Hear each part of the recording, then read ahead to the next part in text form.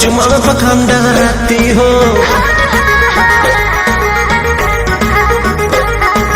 रोज खाली मिलने बुलाती हो, चुमा में पखंड रहती हो, असली चीज दिखा के दुरही से न हो कोई भूखा हो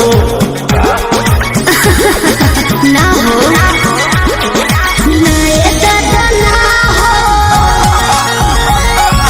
ऐसे ज्यादा ना हो, ये करबो का हो, अरे भूखे मरबो का हो।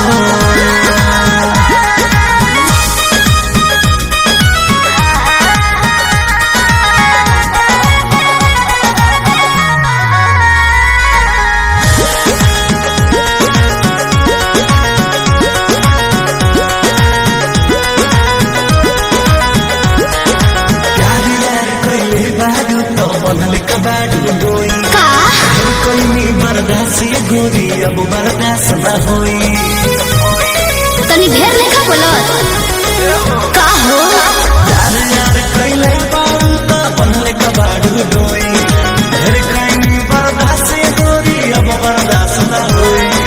दौड़ल भरबा बहुते लागल पीप के बीच ना बोई, शादी से पहले बापू कमाऊ ना होई, कवना बात के चिंता बड़ुए खुल के खूबे खाओ जय हो। ना ये दादा ना हो, ऐसे ज्यादा ना हो,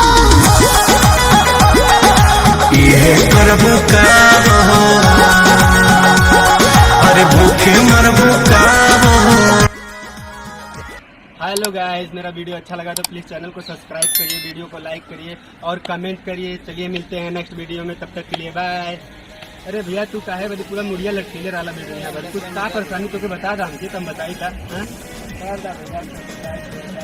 घंटा फोड़ दा पूरा। चला चिकन चिकन बात में राजा हम ना तहरा करे, जब से